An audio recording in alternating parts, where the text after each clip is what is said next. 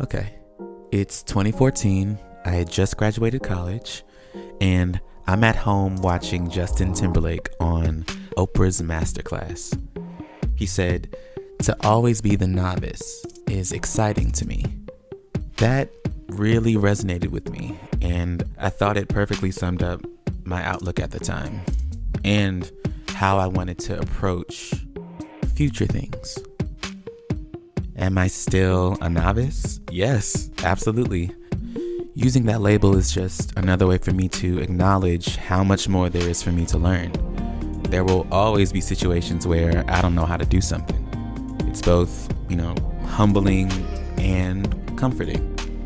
And it happens every day. And that's life.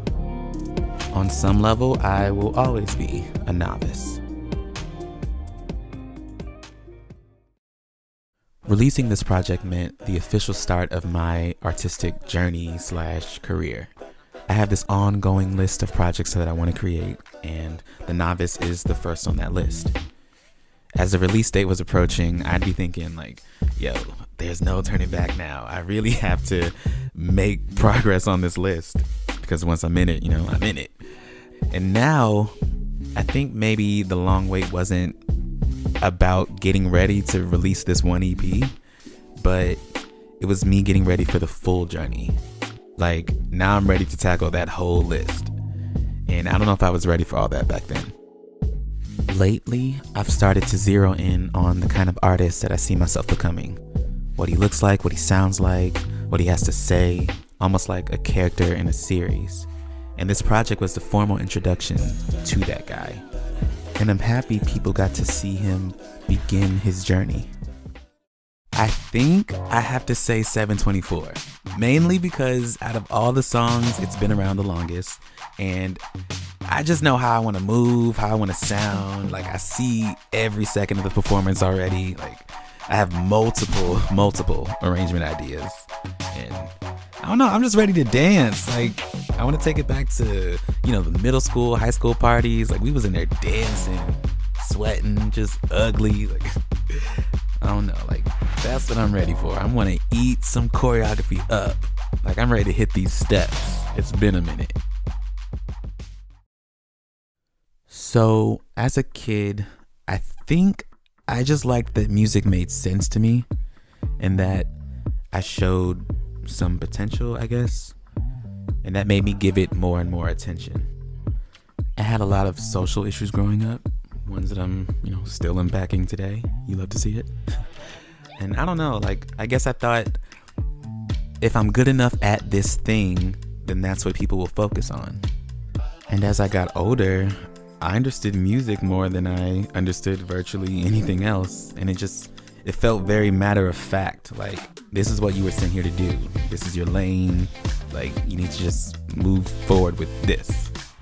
And by the time I started high school, that's when I officially had decided I wanted to be an artist. I just hadn't figured out exactly what kind of artist until these last few years. Beyonce.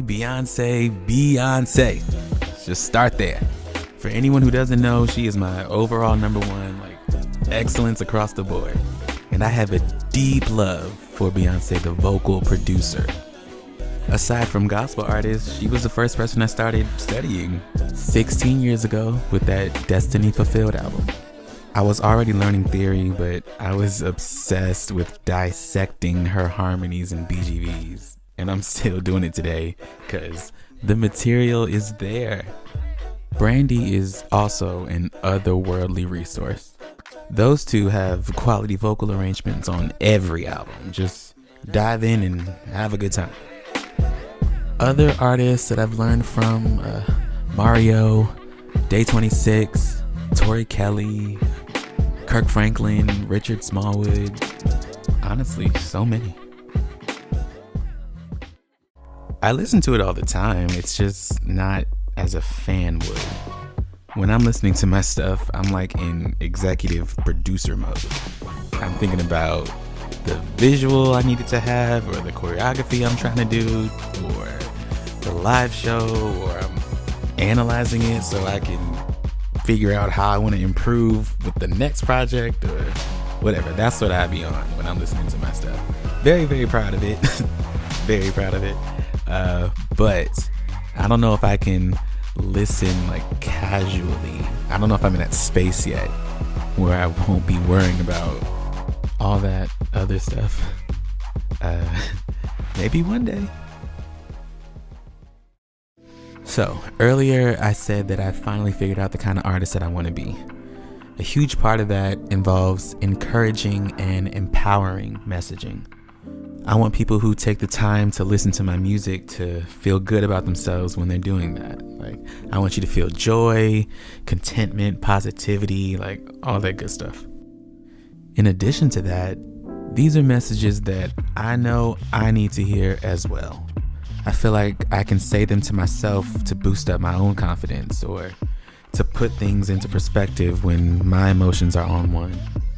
I'm not singing these things because I'm cured, like I figured it all out. Nah, these are daily mantras. I have to keep doing the work for me to really believe these things and really stay in that mindset of being confident, being relaxed, being less anxious, less overwhelmed.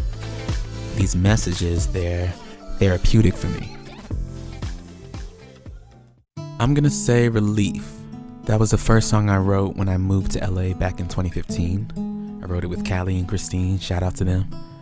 4 years later, it's on the EP, and so much of life had happened in those 4 years for all of us.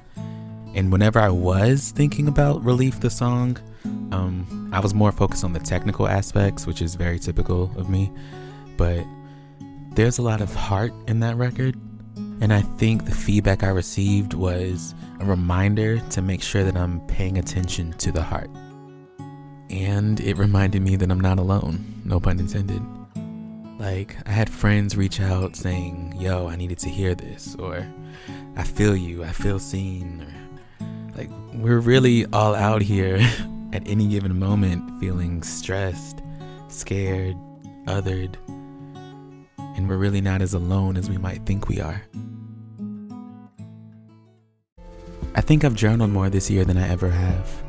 My mind is always racing, so it's good to just get those thoughts out. What else? Making more music, prayer, podcasts, sitcoms, food delivery apps, talks with friends and family, and honestly, hope gives me relief. I feel weird even saying that. I'm the kind of person who always has hope that things can get better. Now, that hope could be rooted in delusion. That's fair. There's a saying, if a person doesn't have hope, then they don't have anything. I'm scared of seeing a Jared who doesn't have hope. So I try to be optimistic. I try to be grateful for all the blessings that I've been given. And my goal is to get better at being a light. I have a lot that I'm trying to cross off my list in 2021, if the Lord say the same. I'm hoping to release my follow-up EP and a lot more visual content. Again, dance is a very important part of me, and I'm excited to showcase that soon. But without giving too much away, I'll say just expect to see a full picture. Now, until then, please continue to support the Novice EP. It's available everywhere on all streaming services. Just search Jared Jenkins The Novice. I have so much gratitude for everyone who's already done so. You have no idea. And thank you for joining me on the 1-year anniversary of my debut project. Much love, joy, and peace to everybody.